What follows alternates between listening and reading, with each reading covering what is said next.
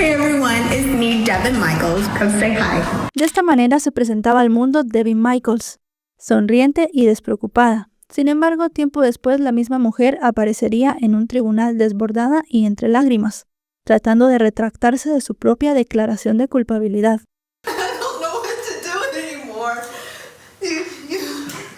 Entre estos dos momentos tuvo lugar un triángulo amoroso no muy típico, una trama entre un hombre, su segunda esposa y el hijo de este, que también terminó enamorándose de su madrastra. En suma, una historia llena de secretos y obsesión, que dejó una familia completamente destruida. Pero al final había solo una pregunta que responder: ¿de quién había sido la idea de cometer el horrible asesinato del cual hablaremos el día de hoy? Si quieren saber todo lo que pasó, quédense conmigo hasta el final del video. Hola a todos, ¿cómo están? Mi nombre es Lesma, espero se encuentren muy bien. Yo como siempre muy contenta de poder estar un día más aquí con ustedes, muy agradecida de que me estén viendo donde quiera que se encuentren. El día de hoy tenemos un caso sucedido en Estados Unidos, el de Jonathan Willett. Acompáñenme a ver todos los detalles.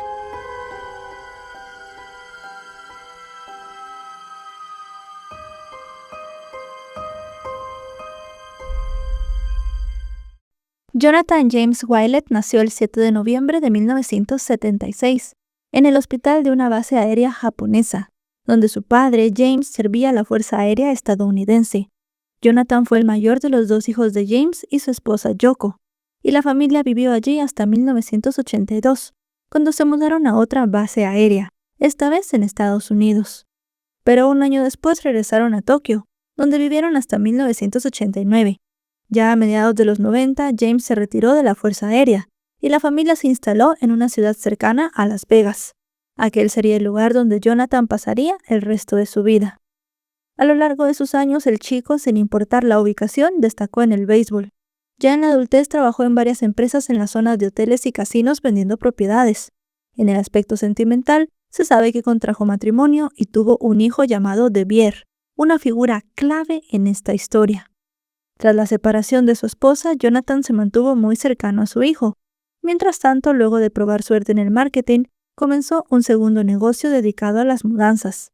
Jonathan era una persona a la cual le encantaba hablar con todo el mundo, especialmente en sus trabajos, lo que le ganó el aprecio de la comunidad. Además, era conocido por poner a su disposición siempre la mejor ayuda, ofreciendo empleo a quienes atravesaban momentos difíciles o atendiendo mudanzas con poca antelación. Además, él y su equipo también realizaban trabajos de jardinería, reparaciones en viviendas, instalaciones o simplemente retiraban trastos de propiedades. Devier parecía haber seguido sus pasos, pues se desempeñaba como técnico de sistemas de seguridad para el hogar. En resumen, Jonathan era un hombre como cualquier otro, muy querido y sobre todo un trabajador incansable. Hasta que en algún momento de su vida entró una persona que cambió el rumbo de su historia. Una mujer llamada Devin Michaels, con una trama muy turbulenta. Cuando Devin era adolescente, el novio de su madre fue a prisión por mantener una relación con ella. Tras salir de la cárcel, ambos retomaron el vínculo y comenzaron a trabajar juntos en el cine para adultos. Años más tarde, ese mismo hombre terminaría implicado en los hechos que vamos a narrar el día de hoy. Así las cosas, Devin y Jonathan comenzaron un romance. Parecía que se llevaban muy bien y esta relación no tardó en consolidarse. Y aunque nunca se casaron, sí que llegaron a convivir y con el paso del tiempo tuvieron 2 hijas juntos. Y si bien en los primeros años el matrimonio parecía ser color de rosa, poco tiempo después comenzaron a aparecer las grietas, lo que derivó en que la pareja se separara. Ya no vivían bajo el mismo techo. Jonathan se quedaba en casa de su madre y Devin hacía su vida aparte. No obstante, la relación no se había roto del todo y ellos tenían algunos encuentros de vez en cuando. Hasta que en octubre de 2022 un evento pareció torcer definitivamente el rumbo de las cosas. Todo ocurrió cuando una maestra de una de las hijas de Devin llamó a la policía para denunciar que la niña de 8 años tenía moretones en la pierna. Según declaró la maestra, la pequeña le contó que su madre la había castigado por haber tomado un jugo de manzana. Cuando el empleado de los servicios sociales visitó el hogar, Devin le dijo que sí, le había dado algunas nalgadas a su hija, y que incluso la había golpeado con un cinturón, pero que todo había sido para corregirla. Como resultado, fue arrestada por negligencia infantil, y si bien recuperó la libertad, la custodia completa de las 2 niñas fue entregada a Jonathan. Ella, por decisión del tribunal, solo podía verlas mediante visitas supervisadas. De acuerdo con las personas allegadas a la familia, a partir de aquel momento, Devin no paraba de repetir que quería verlas más seguido.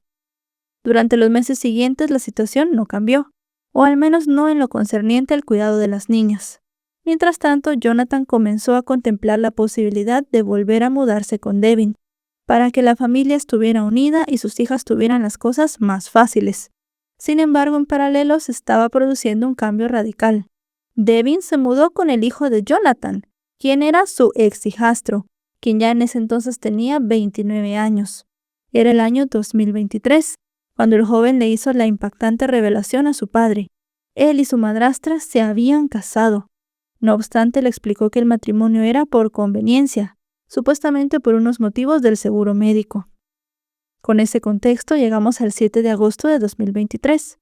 Aquella mañana, Yoko, la primera esposa de Jonathan, entró a la habitación de su hijo y se encontró una escena terrorífica. Jonathan estaba en la cama sin vida. El estado del cuerpo era perturbador y no se sabía exactamente qué había ocurrido. Rápidamente la mujer llamó de inmediato a la policía y la siguiente secuencia fue grabada por la cámara corporal de uno de los agentes, la cual muestra el momento en el que la patrulla se dirigía a la escena. Cuando las autoridades llegaron al lugar, confirmaron que en efecto el cuerpo de Jonathan ya no presentaba signos de vida y además se veía una violencia extrema en él. Por si fuera poco, había sido expuesto a sustancias químicas corrosivas. De inmediato se puso en marcha una investigación y los detectives se dedicaron a reconstruir qué había sucedido. Yoko declaró a la policía que vio a su hijo y a Devin a altas horas de la noche juntos el domingo 6 de agosto. A la 1 de la madrugada, ya del lunes 7, la madre aseguró haber visto a la mujer en casa lavando los platos y le preguntó por su hijo. Ella le dijo que estaba durmiendo en la habitación y también comentó que habían estado bebiendo y fumando marihuana. Comentó que luego de ese momento ella no volvió a ver a Devin en la casa. Cuando la policía habló con la mujer, ella explicó que en ese momento, como nosotros ya sabemos, no vivía con Jonathan, aunque sí que estaban en proceso de mudarse nuevamente juntos, solamente por el bienestar de sus hijas. Además de eso, en ese momento a Devin no le quedó otra que contarle a los investigadores que en realidad estaba casada con Devier, el hijo de Jonathan. La mujer repitió que el matrimonio no era por motivos románticos, sino por una razón práctica. Se habían casado para que él pudiera ayudarla con sus problemas médicos y así facilitar algunos trámites relacionados con su salud. En cuanto a Devier, al ser interrogado por los investigadores, no solo negó cualquier implicación, sino que respaldó las afirmaciones de su madrastra, aseverando que en efecto la unión entre ambos había sido solo por papeles y que nunca habían mantenido intimidad. Y mientras la investigación continuaba su curso, el miércoles 9 de agosto, apenas 2 días después del momento en el que se encontrara el cadáver de Jonathan, Devin tuvo que comparecer ante un tribunal para la lectura de su sentencia por abuso infantil. En esa ocasión, ella explicó que se había esforzado mucho por ser una mejor persona y una mejor madre. También detalló que se había sometido a distintas pruebas de drogas y evaluaciones psicológicas, y que había asistido a clases de consejería y terapia. En sus propias palabras, lo estaba intentando todo por mantener a sus hijas. I have tried to do everything through the system. So right now, all I'm trying to do is make sure I just be nice and get my girls. Para reforzar esa idea, dijo que todas las personas cercanas a ella le habían comentado que no era una persona abusiva y que no creían que existiese riesgo de que maltratase a sus hijas. Su abogado defensor también fue tajante. No existía indicio alguno de que Devin volviese a infringir la ley. Aún así, fue sentenciada, pero solamente a 1 año de libertad condicional. En los días posteriores, mientras la policía seguía con la investigación por el caso de Jonathan, Devin fue interrogada de nuevo. En uno de esos encuentros se sometió a un detector de mentiras. Según los investigadores, cuando se le preguntó si tenía alguna responsabilidad en lo ocurrido, sus respuestas mostraron cierta señal de engaño. Al mismo tiempo surgió otro detalle inquietante dentro de la casa, ya que Yoko les contó a los detectives que había descubierto que en la cocina faltaba un objeto filoso, normalmente uno que ella utilizaba para poder cortar carne. Pero había algo más. Al revisar las cámaras de seguridad del vecindario y los movimientos del vehículo de Devin esa madrugada, los investigadores comenzaron a reconstruir una ventana de tiempo clave. Todo indicaba que después del momento en que Jonathan quedó dentro de la casa, Devin permaneció allí aproximadamente 1 hora antes de marcharse. En el camino se detuvo en la ventanilla de autoservicio de una farmacia, tal y como muestran las imágenes que estamos viendo en este momento. Además de eso, se descubrió que en ese momento ella había intentado comunicarse con Jonathan por medio de mensajes de texto. Gracias a la suma de todos estos elementos, la investigación parecía tener un rumbo más claro, y Devin se convirtió en la principal sospechosa. El 15 de agosto, unos días después, quedó bajo arresto. Para ese momento, los detectives ya tenían una idea muy clara de lo que había ocurrido esa madrugada. Pensaban que Devin había golpeado a Jonathan. Lo que aún no se lograban explicar era todo lo que había ocurrido después del ataque. Al interrogarla no buscaron empezar de cero, sino que simplemente confirmaran la versión de hechos que ellos tenían. Visiblemente decaída ya desde el inicio del interrogatorio, permaneció con la mirada baja, y su voz apenas se escuchaba. Actitud que para uno de los detectives era como si estuviera repasando la escena del crimen en su mente.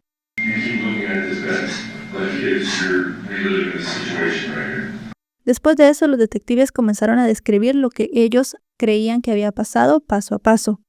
Supuestamente Devin había llegado a la casa, y después de recibir Jonathan un golpe en la cabeza por parte de ella, cayó al suelo.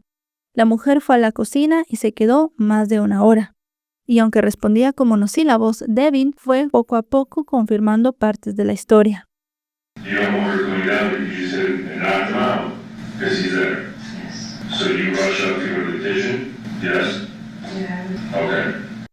El detective también le dijo que tenían suficiente evidencia como cámaras de seguridad y el rastreo de su vehículo, lo que les indicaba a qué hora había estado en el domicilio de Jonathan. Devin escuchaba atentamente en silencio y se limitaba a asentir con la cabeza.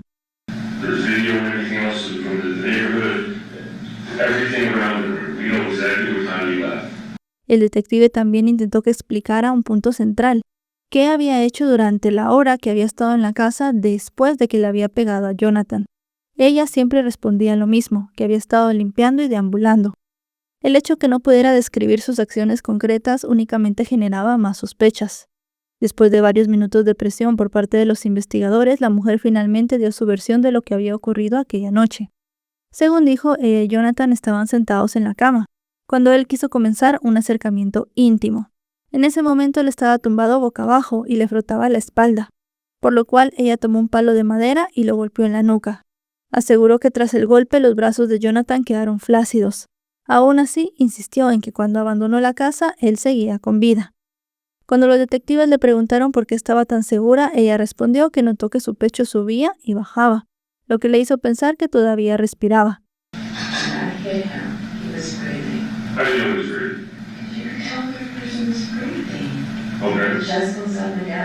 De inmediato los detectives le señalaron que había sido imposible poder distinguir algo así porque la habitación estaba a oscuras.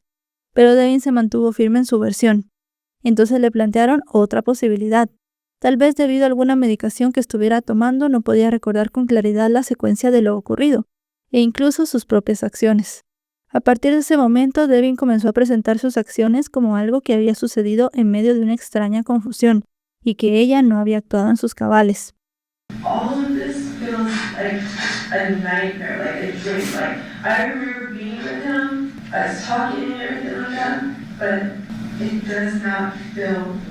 En ese punto, los investigadores fueron tras la pista de los mensajes que le había mandado a Jonathan, sugiriéndole que ella en ese momento simple y sencillamente estaba intentando crear una coartada, a fin de hacer ver a los investigadores que ella pensaba que estaba con vida. Pero Devin no solo rechazó esa interpretación, sino que insistió en su versión, alegando que ella nunca había intentado matarlo, sino que simplemente lo había querido alejar y que le había causado un poco de lesiones. También añadió que solo quería herirlo como para que tuviera que ir al hospital y poder quitárselo de encima lo antes posible. Pero los investigadores no estaban convencidos, así que fueron directos. Le dieron una oportunidad para que explicara con sinceridad todo lo que había pasado. A esas alturas, la investigación ya estaba muy avanzada, y si bien ya no había dudas sobre su responsabilidad, simple y sencillamente querían saber qué había pasado. Devin se negó a hablar y siguió con la misma versión, así que continuó bajo arresto. Mientras todo esto sucedía, el hijo de Jonathan también fue interrogado. En esa oportunidad declaró que él y Devin no habían vuelto a hablar después de una breve llamada telefónica que la mujer le había hecho desde la cárcel. Además mencionó que lamentaba no haberse divorciado. Semanas más tarde se presentó la acusación formal contra Devin por el crimen de Jonathan. Para ese momento la policía no tenía ni siquiera el arma homicida, pero el caso avanzaba hacia los tribunales y la jueza tomó una decisión importante. Se le revocó la libertad condicional a Devin por el caso de abuso infantil, dado que ahora la estaban acusando de homicidio. Además, por ese mismo caso se le negó la libertad bajo fianza y se dijo que debía esperar tras la reja su juicio. Ya en otoño de 2024, Devin se declaró culpable. La decisión llegó después de un acuerdo con la fiscalía, que incluía una sentencia de 15 años con posibilidad de libertad condicional. Pero durante una audiencia que se celebró en julio del año 2025, la historia dio un giro inesperado. Devin intentó retirar su declaración de culpabilidad, asegurando que ella era inocente. La escena en la sala fue particularmente tensa. Muy alterada, la mujer comenzó a lanzar acusaciones contra el proceso judicial, afirmando que las pruebas habían sido manipuladas. Y entre lágrimas y claramente desbordada, afirmó que ya no sabía qué hacer para que le creyeran. The way that they manipulated and altered and deleted things is wrong. They should not be able to do it, and they have. You pled guilty, man. Mr. Michaels, you are not to address the state. You are to address me. También con el fin de asegurarse de que comprendía las implicaciones de lo que estaba diciendo, la jueza le preguntó si prefería ir a juicio, a lo que ella contestó que sí. Como resultado se procedió con el juicio previsto desde el inicio, y 4 meses después, en noviembre de 2025, se celebró el proceso. Durante su declaración inicial, el fiscal expuso la hipótesis de la acusación. Devin había acabado con la vida de Jonathan porque lo quería fuera de la ecuación. Quería empezar una vida con Devier y criar a sus hijas junto a él. Según la fiscalía, la relación era mucho más profunda de lo que ellos habían intentado creer. De hecho, se dijo que la relación entre ellos se remontaba cuando el chico apenas tenía 19 años y ella aún estaba casada con Jonathan. La defensa, por su parte, planteó una versión muy distinta. De hecho, su estrategia consistió en señalar directamente al hijo de Jonathan como el responsable del crimen. Ante el jurado, el abogado defensor argumentó que a pesar de haber interrogado al chico en varias ocasiones, la policía nunca lo trató como un sospechoso. También intentaron desacreditar su coartada. Él había dicho que la noche de los hechos había estado trabajando, pero según la defensa esto no era cierto. Incluso dijeron que en los días previos, Devin le había enviado mensajes en los cuales le llamaba mentiroso y tramposo, y que había sido la mujer quien le había pedido el divorcio. Debido a esto hicieron que el hijo de Jonathan subiera al estrado. El fiscal comenzó haciéndole distintas preguntas, y él dijo que no había participado en el crimen. Además de eso, no había ninguna evidencia, ni de video, ni de celular, ni nada físico que lo pusiera en la escena esa noche. La defensa dijo que el chico, debido a su trabajo, tenía acceso a distintos elementos, y que incluso uno de ellos podía ser el arma homicida. Sin embargo, uno de los momentos más impactantes del juicio comenzó cuando la fiscalía comenzó a mostrar mensajes íntimos entre Devin y Devier, que se habían intercambiado desde 2016, es decir, casi 10 años atrás. Aquellos textos dejaban en claro que su relación no era un matrimonio por conveniencia, pero la verdadera conmoción llegó después. Se mostraron varias fotografías de ellos en actitudes muy cercanas, casi besándose. Las imágenes sugerían con bastante claridad la naturaleza de su vínculo, y entonces apareció la más dolorosa de todas, una fotografía de la boda, en la que Devin vestía de novia mientras el chico la sostenía en sus brazos. En otro momento del proceso, los fiscales le preguntaron al hijo de Jonathan si él en algún momento le había contado a su padre sobre esta relación. Él dijo que no, y cuando le preguntaron la razón, el joven dijo que no había tenido el valor de hacerlo. La extraña dinámica familiar terminó convirtiéndose en uno de los ejes del juicio. Algunos analistas y expertos que siguieron el caso declararon que la situación estaba llena de secretos, celos y resentimientos. El juicio duró 2 semanas, y después de 2 horas de deliberación, el jurado alcanzó un veredicto. Devin fue declarada culpable de asesinato en primer grado con el uso de un arma mortal. Finalmente, el 8 de enero de 2026 se le dictó sentencia.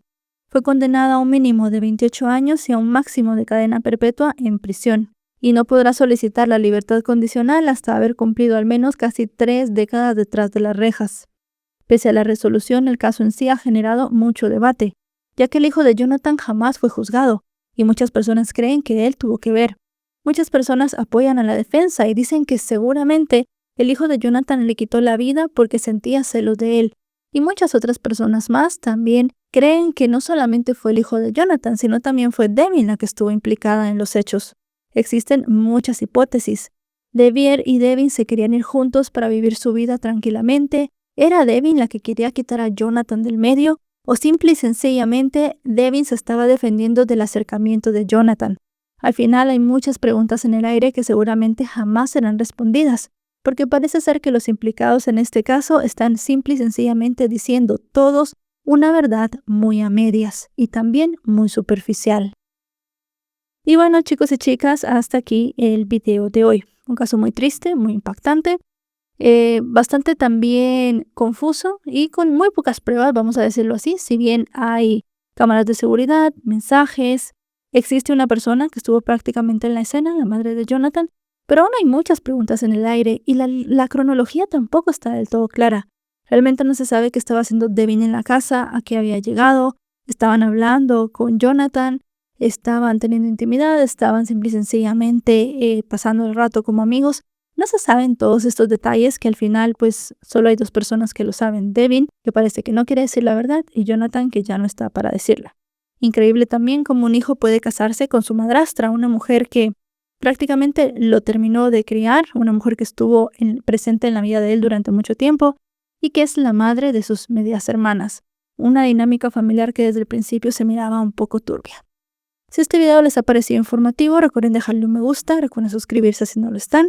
Actualizo 3 o 4 veces por semana y si están suscritos les llegará una notificación cada vez que yo suba un video. Ahora sí, nos vemos hasta otro caso. Adiós.